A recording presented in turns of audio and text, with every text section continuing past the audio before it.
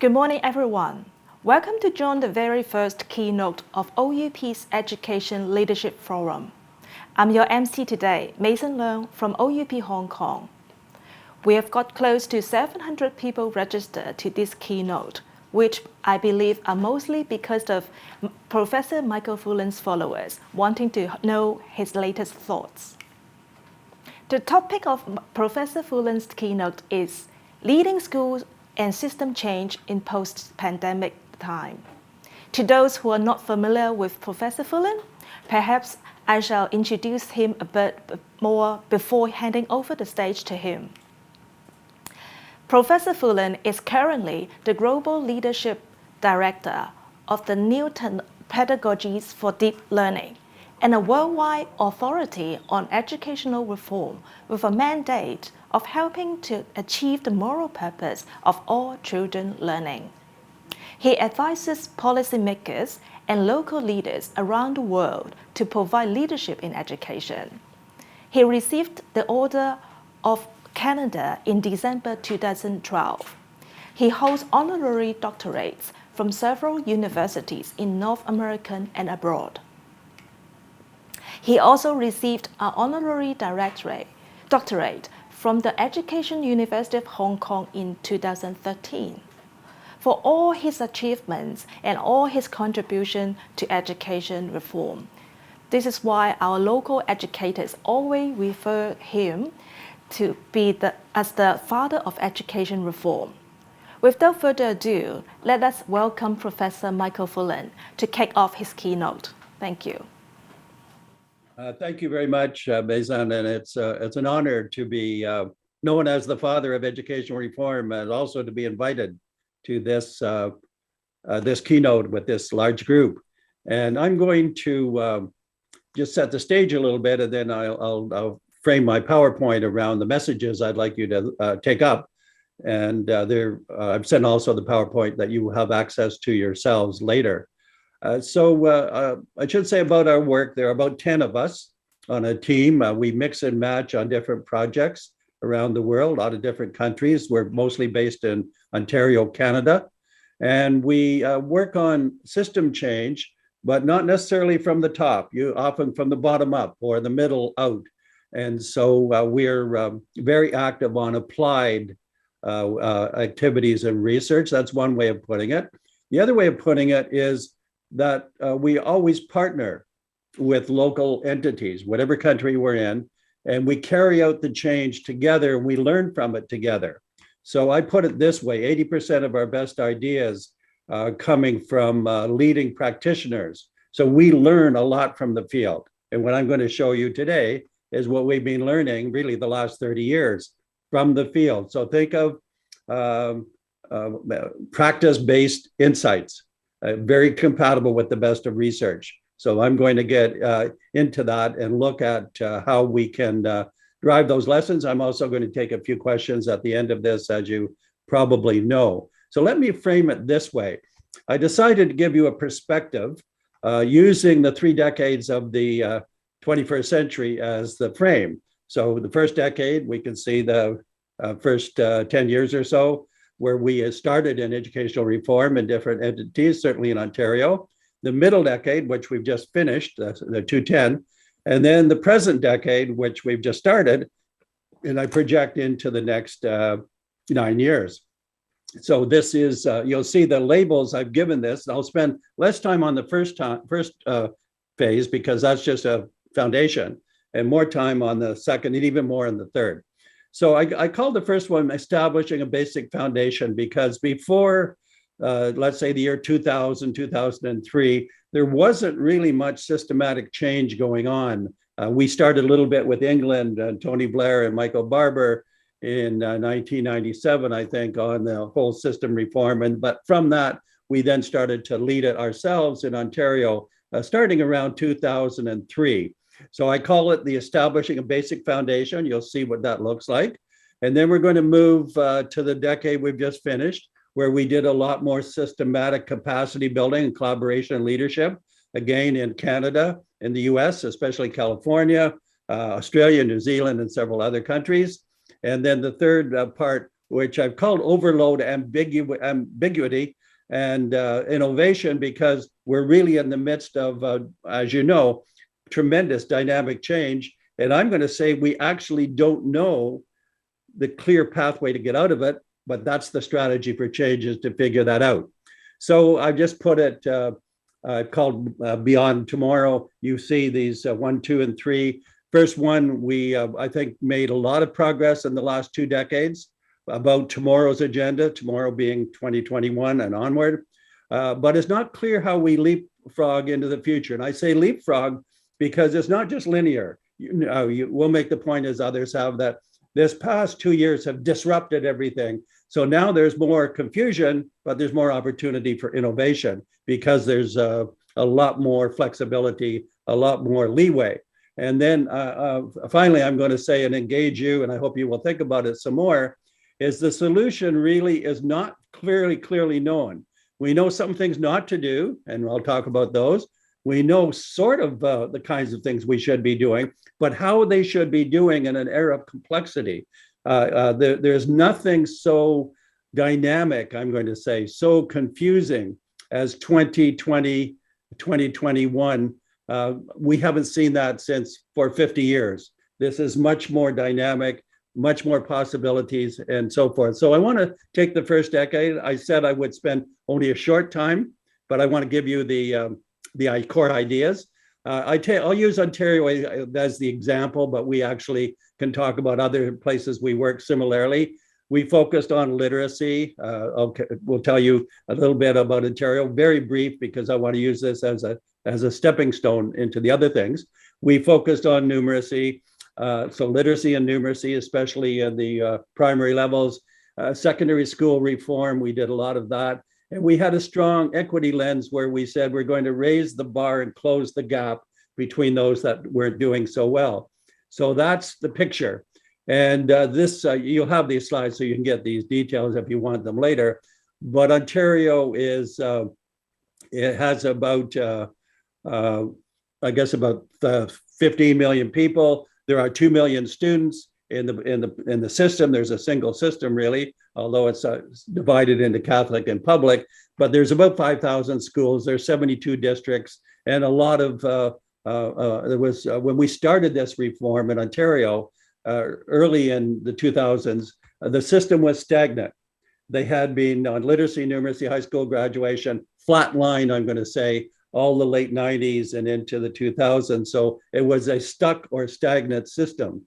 And then we came in, and I worked for the Premier as an advisor.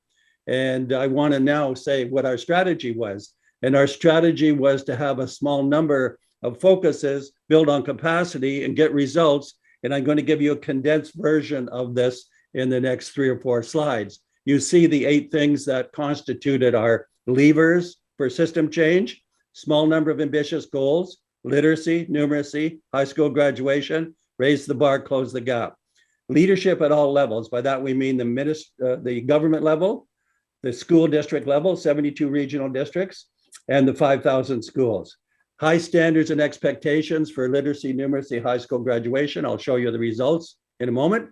A big investment in leadership and capacity building. Capacity building related to instruction is, and I'll give you in the middle period of this more details on what this looks like, because it's been a major part of lots of our colleagues, Andy Hargraves and many others who work together with us and spread this around the world. But the leadership for capacity building is building up the capacity of teachers to bring about the changes in instruction that are linked to better results for students. And that capacity also learns the capacity to collaborate, to work with other teachers. It also means later, and we get it even more so in the middle period, the capacity to learn from other schools. So networks of schools, clusters of schools, and the relationship between the government in this case and the 72 districts. We used a lot of data. Those data were not just numbers, they were also effective practices, pedagogy, and what were the effective practices, what could people learn from it? And then the big one on accountability, I guess I'll call it, number 6, intervention in a non-punitive manner. What that means is that when schools were not improving much, let's say they were stagnant or they were flatlined, we invested in building their capacity, but we didn't have a negative or a judgment about them. We just basically said they haven't had the opportunity to build capacity. That's part of our strategy. We'll help them. And in fact, we had about 800 schools that were below par, let's say, and that number went from 800 to about 60 over a 4 or 5 year period because we built them up and we didn't use negative motivation. We used positive motivation, specific strategies, help to get build capacity.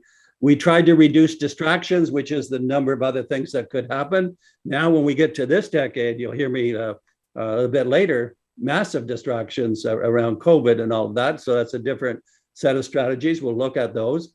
And we were transparent and we were persistent. We didn't change strategies every 2 or 3 years. We had a lot of sharing. That sharing was open.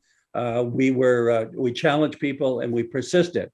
Now I'm going to show you some slides on the results. Don't worry about understanding the particular details because you'll be able to look at them at your leisure when I send them over. But here's a good one about the graduation from high schools. We have, recall I said it, we have about 500 high schools in the province. So these schools are quite distributed and 2,000 students each and that. And you see that when we started 2003-4, we had 68% of the students were graduating. This means when they entered high school, which was year 9, so 14-year-olds, and they went through and graduated in year 12, the last year of high school, that cohort, we only measured their success in terms of if you started and if you finished, you were counted.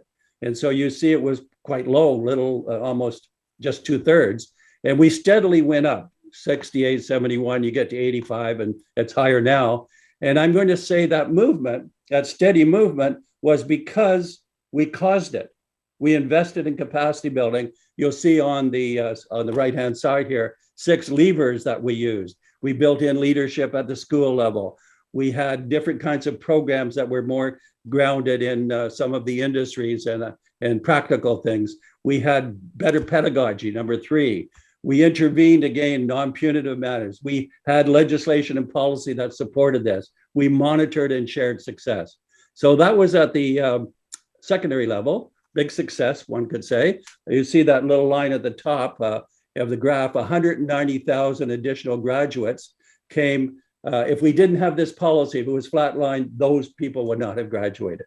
So if we go to the elementary level, achievement results, we have measures from our agency called EQAO, the assessment agency, and you'll see this move. This is a combination of literacy and numeracy. We've aggregated that. And it was quite low when we started, 54%. And these measures, incidentally, are stronger than the PISA measures. These are about our level 4, so they're quite higher than the PISA standard. So 54% didn't mean that people couldn't read at all. It just was not deep reading. And so you see this go up again, 54% to 72%. And the measures right now we're not doing this year. But again, the levers, I've put those there. I wanted to emphasize to you strategy for capacity building, improve pedagogy, number 1, improve school culture, number 2, build leadership at the teacher level and the school principal level and the district level and the ministry level for that matter, research and evaluation that fed back and supported this. So that's a quick characterization of the first decade of this century. We learned a lot. But we still hadn't leveraged it for the strong collaboration. So I've called the second phase, this is 2010, let's say, to still going on, but let's say this decade we just finished. And I called it embedding capacity building and improving collaboration leadership even more strongly. So I want to tell you what I mean by that. One of our major concepts is coherence. And coherence, we don't like to have a large number of factors. We like to have 4 or 5 because you can remember 4 or 5. We want them to be feeding on each other, to be cohesive. And you see the 4 we have here: focusing direction, collaborative cultures, deep learning, and better accountability. These don't don't go 1, 2, 3, 4. They're simultaneous. They're feeding on each other. But we call it coherence rather than alignment. And I want to emphasize the definition of coherence. Coherence is the shared depth of understanding about the nature of the work. When you put it that way, you know right away that you can't get shared depth of understanding from a document. You can't even get it from a professional development workshop. You can't even get it from a series of workshops. You have to get it from the culture of the school, people interacting every day. I'm going to show you what those concepts of collaboration are. They're deep into the culture of the school. That's the major point. And they're also spreading across schools, which is a second point. Not just alignment, but coherence and deeply embedded. So we keep going into this.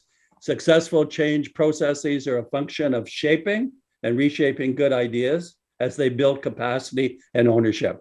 That's what we did. This research is what we're doing in California. It's what we did in Australia and New Zealand. It's all, this is, many of us are in this same line. You'll hear me say later as we get into the final part of this, that this isn't good enough for 2021, 2022. We need something qualitatively different. That's the challenge. But I want to say that this foundation that I'm talking about in the first decade and second decade is worthwhile for that. So collaboration, collaborative cultures develop unity of purpose. Remember that phrase, unity of purpose. It's not just having vision. It's our other way we say it is forging a unity of purpose. Forging means forging across the group, within the group. And it has specific solutions. There's good research on the effectiveness of collaboration. That research that is most specific, most helpful, is only less than 5 years old, I'm going to say. There was a lot of collaboration. I was part of discussing that. We have been in the past. But now, in the last 5 years, we were working on I'm going to call it specificity, greater clarity about what collaboration actually means operationally and why it works. So that's what I want to take you into. There's 3 concepts, I guess, that I'll say, well, 3 terms that are different terms, but they're a similar concept. So I'll give them to you in advance. Collaborative professionalism. So that's one. Another one is, we'll turn to in a second with John Hattie, is collective efficacy. And the third one, which is our one now, is called connected autonomy. So remember, collaborative professionalism, collective efficacy, and connected autonomy are all in this similar idea. So let's take collective efficacy, John Hattie's concept. And this is very important because of the way it evolved. I'm sure everybody knows John Hattie and the visual learning, visible learning, and how he documents the research, the meta research, and uses effect sizes. And what he did with, I won't get into a lot of his, but you'll know he probably started 20 years ago. He started to put out in rank order practices that individual teachers did instructionally in the classroom in terms of how they work with students. Did they link with parents? What about the community? Did they assign homework? Did they use technology? A lot of individual things. And he calculated those effect sizes and said an effect size of 0.40. He said is significant statistically, but not very powerful. So you want to give above, you want to get 1.0 and above, I'm going to say it that way, just for sake of our presentation today.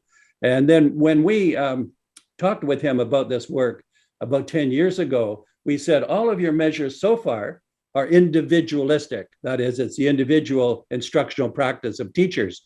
And that's good. I said, we can sort that out. But we happen to know, I said, that collectivity, when you work together, it's far more powerful and you get better results, as you would expect if the work was working, if the teachers were working with a focused way. So he said, we haven't looked at that, but we are going to look at it. And then when they looked at it, they called it collective efficacy. And you see the coefficient there in the middle of this slide, 1.57. This is monstrous size, effect size. The other ones, you see the range I used here for, the vast majority of his are in the range of 0.65 to 0.29 to 0.65. And efficacy jumped way above everything else if it was done collectively. The question is, what is this? And these are his words, not ours. He said collective efficacy is constituted by 4 things that are interactive. One is that the group of teachers in school and the principal, et cetera, they have a shared belief that when they work together, they'll get results. Number two, why do they have that shared belief? Because they use impact evidence to choose what they do. What else do? They work collaboratively to identify the high yield strategies, the ones that have the most impact. So they've done that. And number four, gets us back to the change process. These are John's words here, John Hattie's words.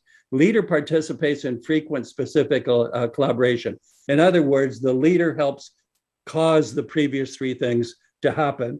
And I want to say inside the school, because that's where he started, but we also are applying it now to networks of schooling, the work we do in New Zealand, for example, networks of schooling that have these characteristics.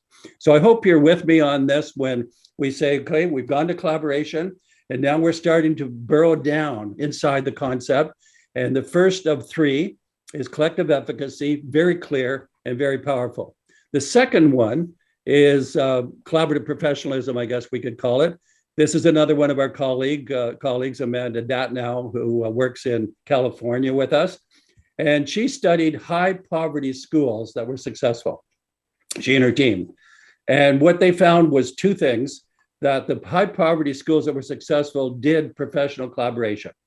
And they had kind of two faces of it, I guess I will say. One is the professional work, which I'm showing you in this diagram. The other was the emotional work. So let's take the professional work.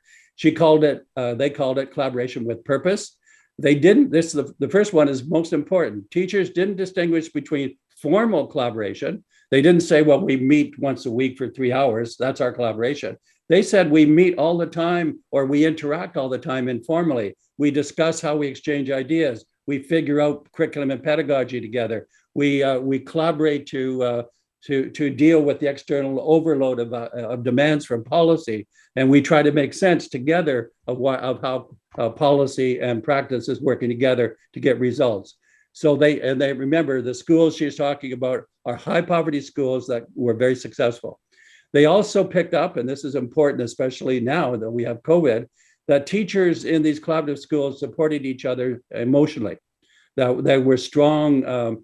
They were strong support when people, let's say, were having trouble. They were figuring out how to deal with the overload of policy. They were figuring out how to deal with the outside. So there's a really sense of family, I guess I'll say, collective family in these schools that really worked together.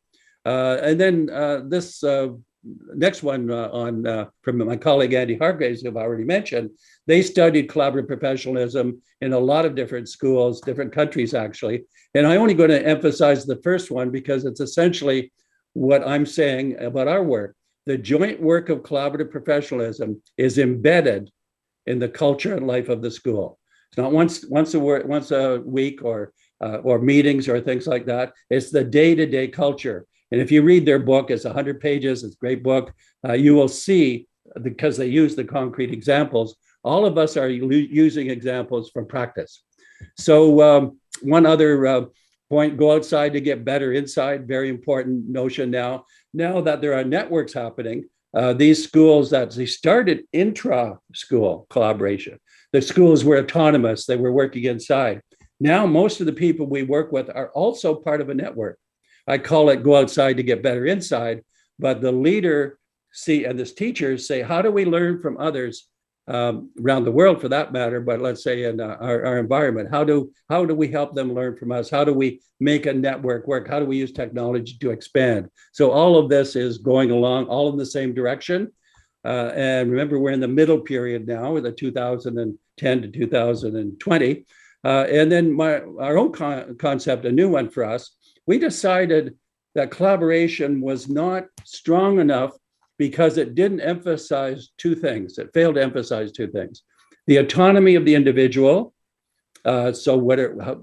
Teachers need autonomy. They can't be always in the group. And then they need to be connected. So we said, you have to be your own person. You have to contribute to the learning of others. And we started to flesh out that concept. We used it, for example, in Western Australia, in a district with 163 schools, CWA it's called, Catholic Education Western Australia. It's a single spread out against the whole province of WA, Western Australia. And we're seeing in that the schools are deliberately, because we've shaped it that way with the leadership, are deliberately protecting their own autonomy. And remember, or don't remember, I'll say it this way, autonomy is not isolation. Isolation is bad because you don't get enough support, you don't get good ideas. But autonomy is not bad when you're your own person, can make your own decisions. And then when you connect, you contribute to the group and learn from the group. We are just finishing a professional paper on connected autonomy. We're describing this concept in a great deal of detail. So I will send the reference to you once we get it published. A very important new concept. It's just being fleshed out now, but we have ideas because we've been applying it and learning from practitioners. And then a couple others just to round this out. We're still in the middle decade of the 30 years of this century I'm talking about. Vivienne Robinson, who's from Auckland, New Zealand, she studied research, the role of the principal in terms of the impact the principal had on the student learning and engagement and achievement in schools. This is the meta research, similar to Hattie's research. And these coefficients are similar to Hattie's in meaning. She says, as Hattie does, that 0.40 is okay, not very strong. Above 0.40 significantly starts to get really strong. So you see 1, 2, 3, and 5, they're actually quite low. They're not very strong as terms of impact. Even number 3, which is called ensures quality learning, teaching, 0.42. The reason that that's not strong is because it focuses on the individual. Number 4, 0.84, now we're talking something. 0.84 is leading teacher learning and development. She says it this way: the role of the principal, and listen to this phrase, participates as a learner with teachers to move the school forward. So that 0.84 is strong. You notice it's not close to the 1.57 that they have for collective efficacy, but it's the same type of thing. So just to summarize with a couple of, and then we'll move to the present and the future. Andy Hargraves and I did this book in 2012, Professional Capital. Some of you will know it. And we think we were comprehensive in it. We said there's human capital, as the quality of the individual teacher, social capital, the quality of the group, and decisional capital, the quality of decisions they make as a result of their expertise, their use of data, their judgment, all of those things. We have lots of examples in that book. This is pretty comprehensive. Collective efficacy basically maximizes those 3 things. Finally, in this, or semi-finally, I guess, I want to introduce 2 concepts to you before we jump to the future. One is to double back about accountability, and the other is to think of leadership. So the internal accountability, Richard Elmore said this, I think it was 14 years ago. He said, Richard Elmore from Harvard, that no amount of external accountability, external to the school, will be effective in the absence of internal accountability when the school develops its collaboration. I'm going to say it this way: collective efficacy develops internal accountability. That's why it's so strong. And the characteristics of it, if you look closely, there's more specificity about what are the instructional strategies, more specificity about measuring outcomes. There's more transparency. The results are known inside. There's a lot of non-judgmentalism, because judgmentalism is when you judge people that they're good or bad, is a demotivator. When it's non-judgmental and combined with those other things and capacity, it starts to flourish and people want to do more. Trust. We all know that trust is key. You don't get trust by saying, please trust me. You get trust by proving it, by developing. This is where leaders must be very good at building a culture of trust and interaction. And that's where the results come in the examples I used with the high efficacy. And then finally, in this section, I want to introduce you, as some of you, I hope, have already read some of this. I did a book a year and a half ago called Nuance: Why Some Leaders Succeed and Others Fail. In that book, there are about 10 examples by name and by data that show that the leaders who are effective, whether they're at the school level, the regional level, the government level, are those leaders who get down into partnership with the culture or the partnership with the level they're dealing with. And so out of that, we have a couple of new concepts. One of them is, I don't use that much jargon, but here's a concept I'm going to say we created from this work. We call it deep contextual literacy. So a bit of jargon, I apologize for that, but it's the best way of getting it, is the nuanced leaders have deep contextual literacy. What does that mean? It means that they make sure when they're in a place or they go to a place as a leader, that they get deep down into the culture and they understand what's happening in the culture. They understand how people are relating to it, and they understand before they try to change it. We call it contextual literacy because it's about the context. Another way of saying this is when you change a job, go from one school to another, you can become automatically de-skilled in the new place until you develop contextual literacy, particular to the new place. When COVID comes along and pulls out the rug from under us, everybody is in a new context, which means they have to be learners and figure it out. Another book I like that talked about this by Roger Martin, Beyond Better, it's called. He showed that in those situations where there was success, that the leaders operate as, he called it apprentices and experts. An apprentice is, I've got something to learn here, I'm a learner. Expert is, I know something here, I'm going to contribute it. So leaders is constantly going, I think, from the apprentice learning to the expert application back and forth. It's the dynamic of contextual literacy. And then the key leadership finding, I've already mentioned it about Vivienne Robinson. Success occurs when leaders participate as learners with staff in changing the culture. I've also tried to capture how nuanced leadership evolves. Remember that going into a new situation where you have to understand a new context that you don't know. And if you go with this around the clock, starting at 12 o'clock, this is kind of the flow that the leaders in my Nuance book, most of them broadly follow this flow. They realized at the beginning they're co-learners. So at the beginning, a lot of co-learning. They do a lot of listening and learning, and I'm talking bottom right-hand corner now. And then they start to get ideas and organized about it. They crystallize, they articulate, they check it out with people. So they're more solution oriented by the time we're on the left-hand side. And then they start to act more on emerging solutions. On the timeline of this, because we studied it, is that when a leader goes to a new place, and how long does it take if there's major changes needed for the culture to change, even if you do things right? I'm going to say approximately 2 years. And what happens is the first 6 months, we call it go slow to go fast. It means you have to understand the context, you have to build relationships. So that 6 months tends to be on the right hand of this diagram. Then you start to get more focused and more ability to forge unity of purpose. Now we're on the left, and people start to collaborate together with you, and you start to get an impact, and then you start to get the results. So that brings us to the present, I'm going to say. Fast forward, every COVID, turns everything upside down. Few people know what to do, really. And there's a lot of, right now, overload, ambiguity, and innovation. We just studied, we have a book coming out next week, actually, called Spirit Work and the Science of Collaboration, where I did with Mark Edwards, a superintendent in the United States. We studied 8 districts that were quite successful. They're spread out around the US. And these 8 districts, they all had this, they encountered COVID.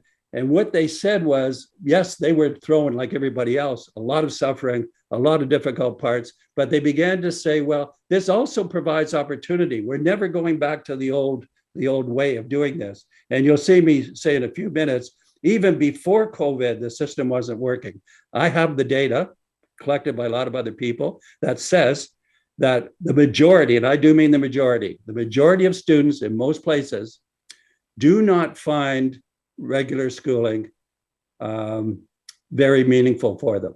The majority. What is that majority? 50%. I'm going to say it's more like 70. We're finding it's not. And I'll come to the solution in a moment, which involves revisiting purpose. But what it means is that students, as they've gone up and have the emphasis on academic learning, they don't feel connected themselves to what the school has to offer. Even the ones that are good at it are not doing that. So there's a real problem here, except there's also an opportunity. The opportunity is COVID has exposed it. And I can tell you in our 8 districts, every set of leaders in those 8 districts said, we're never going back to the old way because it wasn't working. Now they're still in the old way, although in our book, we showed what the new way starts to look like in those 8 districts. But it's also the fact that COVID is not over And that's why I said we're overloaded now. There's a degree of ambiguity about what to do next, but there's the need for innovation. So I want to spend the last time saying about what that need is. There's a need for engaged learning, that a growing number of students are bored with schooling. I'll give you one piece of data here. This is from the Stanford Center on Adolescence. Heather Mallon wrote a book on purpose, and she found that only 24% of high school seniors, these are in grades 11 and 12, so 17, 18, 19, only 24% of them could talk about a purpose in life that was related to why they're learning. 76%, in other words, couldn't do that. So we're really having now, and what's underscored this as well is that as you know, is that the toll on ambiguity, I'll turn to well-being in a moment, but ill-being, the inequities that occur. There's a lot of negative things that were already there in, let's say, December 2019, and have been amplified the last 20 months, amplified, punctuated, whatever word you want to use. On our team of 10, we have a neuroscientist, a child psychiatrist, whose name is Dr. Jean Clinton, and she's been able to now bring into the well-being side. I want to give you three concepts here: well-being, equity, and new learning. So well-being is that sense of stability in your life, but ability to handle, I'll give you a slide in a moment, ability to handle complexity and problems. So well-being, equity, how do we, there's a lot of inequity in almost all systems. How do we make it possible that comes together? Learning, we use learning instead of education to connote, it's the new learning that we're talking about. I'll give you a diagram on that as we close. It's not the old learning where students study for a test and find it not relevant enough for themselves. So here's something the Dr. Jean, we call her Jean Clinton, who's at McMaster University in just outside Toronto. She said, what is well-being? It's the state in which the individual realizes his or her own potential and can cope with the normal stresses of life, and also be able to contribute to the community, and then furthermore, figure out how to deal with new stresses, provided they're supported. So a lot of one of the big changes, and I'm sure it's the same in Hong Kong, one of the big changes now is that well-being is a strong equal partner to learning. This is being the cause by, and it's a good cause by that. Pandemic fatigue, again, there's now the books are coming out. There's, I've read 3, but there's about 23, I guess, I'll say, where basically people, I think if we think of the last 20 months, the first half of it was really severe, but people had a little bit of hope because the vaccines were coming along. They felt they would, recover from those, and then they'll get on with a better innovation. Now, because it's been prolonged, it's no longer a temporary 20 months. It's open-ended. Where's it going? Is it going to be worse? Are there going to be other diseases? What about climate change? Everything. And there's a huge amount of what they call pandemic fatigue. So there's pandemic fatigue. The question is, what should schools do? And we can tell you one thing they should not do. We've written a couple of small papers on this. They should not focus on loss of academic learning as the only thing.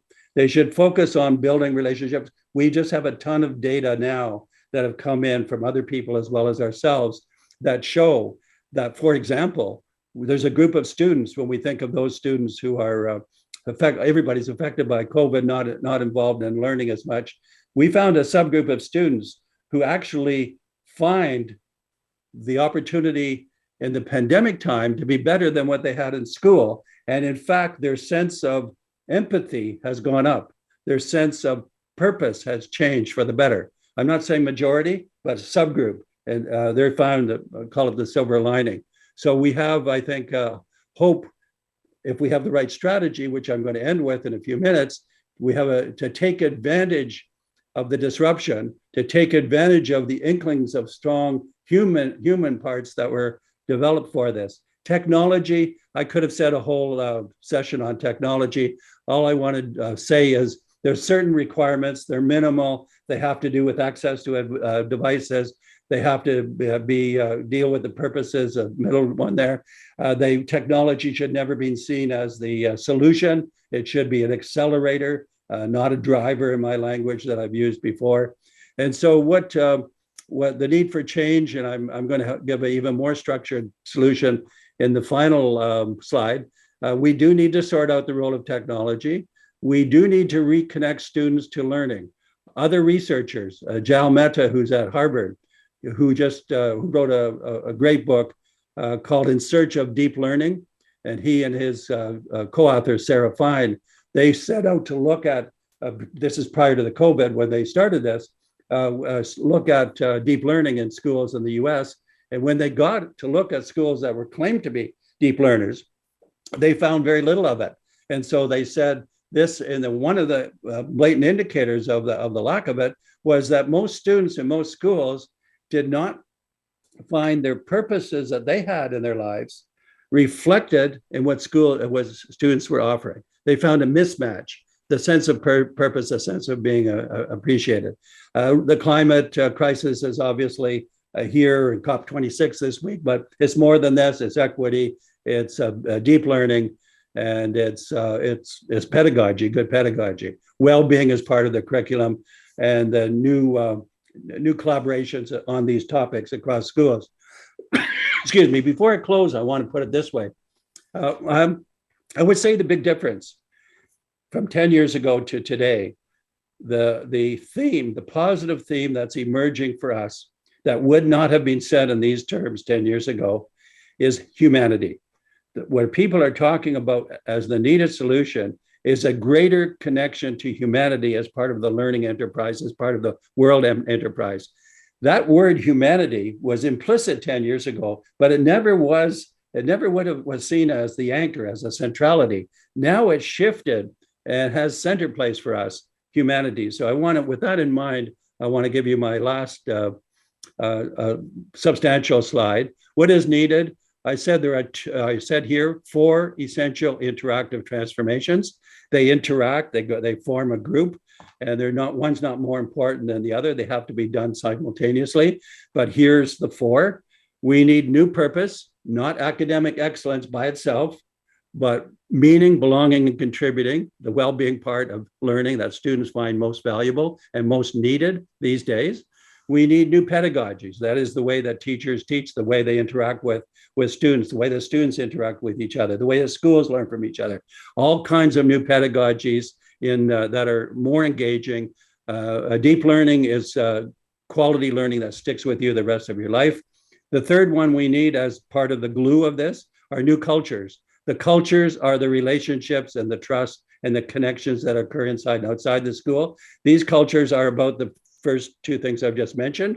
They're also about the 4th one, the newest development, and we are a partner with University of Melbourne University, with Professor Milligan, who's heading a big initiative called New Metrics of Assessment. How do you assess the learning that's best? And it's not academic metrics by themselves. They're the other metrics I'm implying. They're developing these. We're part of the consortium to do it, but they're developing them in partnership with 38 schools in the Victoria, which is the state that Melbourne is in those schools. In other words, they're co-developing with practice, which is what I mentioned before. So in closing, then the future, I think clearly there's overload still because we have all the bad things about COVID, and the potential innovations are only potential. They're not there yet, and we haven't sorted them out.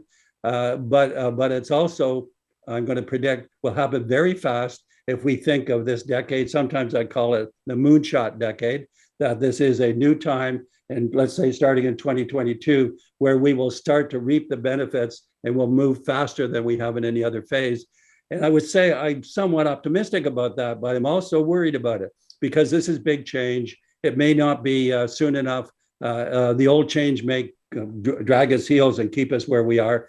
This, let me end this way. This is a very precarious time for humanity. This is a precarious time for the future of our lives. Even the possibility of human extinction is no longer theoretical. It could happen. And what we need is this integrated solution, which starts to use the golden opportunity, I'm going to call it, a derivative of COVID, a good derivative, to redo what we're doing around the 4 purposes I just mentioned. So thank you very much. I hope this was related to what it'll be stimulating for you, and I'd be glad to take or interact with 3 or 4 questions as we close. Thank you very much. Thank you, Michael. It's me again, Mason, but I won't turn on my camera. I do have, thank you very much, Professor Fullan. You have given us a lot to reflect, to get the concept and learn more. I really like the connected autonomy and the nuanced leadership, talking about like how teachers should learn the deep down culture and understand about the people. I do have a question because yesterday we had a panel discussion with some local scholars and teachers, and one particular action and theme emerged from that discussion is that they want to teach more, teach less and learn more, so that teacher its roles is different now, and they demand to work less in the administrative, like side of work, and then allow the student to learn more, and then they themselves learn more as well. So my question is, as a leader, if what sort of principles they should hold, or what sort of things they should do if their staff and their teachers demand teach less and learn more? Good question. And I did a report a few months ago that you should look it up. Anybody can access it. It's called Choosing the Right Drivers for System Success. And it's published by the Center for Strategic Education in Melbourne, Australia. And the first pair of drivers is well-being and learning is the driver. Academic obsession is not the driver. By academic obsession, I mean the obsession to do more and more learning and learning and learning. And so that's where that theme comes from that you just referred me to. And in fact, if I'm not mistaken, Singapore a few years ago actually did that. They said, we are changing our approach from here on in, and it's going to be learn more and teach less. We're going to reduce the overloaded curriculum to get at a smaller number of deeper things that can spin off into that.